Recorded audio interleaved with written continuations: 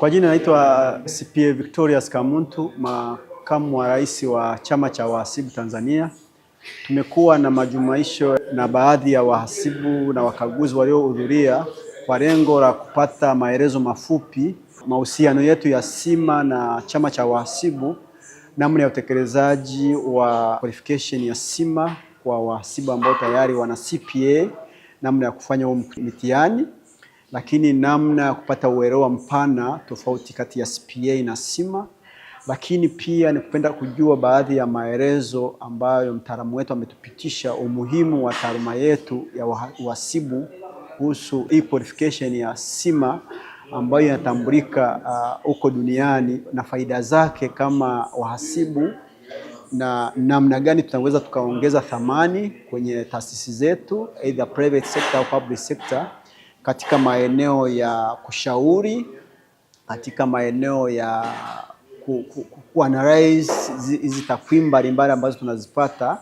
kwa shughuli mbalimbali za uhasibu, kwa sababu management accounting skills au professional management accounting skills zina analyze shughuli nzima za non financial na financial. Kwa hiyo tumeona ni nafasi pekee ambapo kama nchi yetu inaweza kuandaa wataalamu wa maeneo hayo, ambayo kwa sababu pekee taasisi nyingi za kifedha,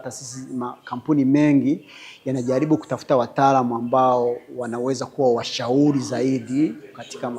maeneo ya uwekezaji, mitaji, au wataalamu ambao hawa wasima wanaandaa sio wahasibu wa kwenye masuala ya ukaguzi au kikodi au kuandaa hesabu, bali kuanalyze, kuweza ushauri, kuangalia mbele kwamba kampuni inaweza kuwekeza nini, ikapata nini, ikafanya nini kuongeza tija au value creation. Kwa hiyo tumeona kwamba wahasibu kama wahasibu tukitumia hii nafasi inaweza kutusaidia kuanza kutambulika globally, lakini pia zile skills ambazo tunazipata zikatusaidia kuongeza thamani kwenye taasisi zetu za private sector au public sector. Lakini kingine ambacho ni muhimu sana ambacho tumeona kinaweza kutusaidia ni kujaribu kuwa kwenye sehemu ya huko duniani kwenye skills, kwa sababu wameangalia kwa mfano teknolojia inakuwa sana kwenye skills za strategies kwenye management. Kwa kuungana nao, kwa kuwa members ya hawa, tunaweza tukawa tunapata changes, mabadiliko ya kila siku, wa kujifunza kila siku na kuweza kufanya vizuri zaidi taasisi zetu. Neno la pekee la shukrani ni kuwashukuru sana ambao wameweza kutufuatilia, wamekuja kuhudhuria hii semina yetu, lakini pia ambao tulikuwa tunafuatiliwa sana kwa online, kwamba tuchukue hii nafasi kwa sababu hii gharama za kwa watu ambao tayari wana CPA, gharama ya kufanya mtihani kwa kuregister SIMA ni £8,000. Sasa tumepewa nafasi pekee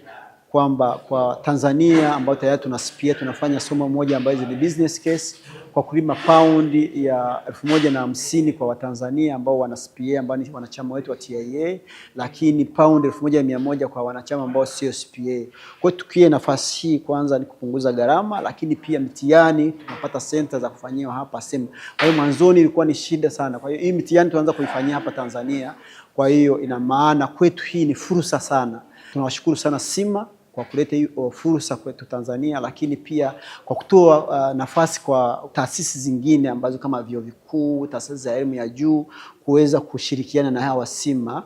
kuzidi kutoa elimu kuanzia certificate, diploma mpaka degree ziweze kutambulika globally. Kwa hiyo sisi hii tunachukua kama fursa, na tunawashukuru sana SIMA kwa kukubali ombi letu la kushirikiana nao na kuweza kutoa hizi fursa kwa Watanzania.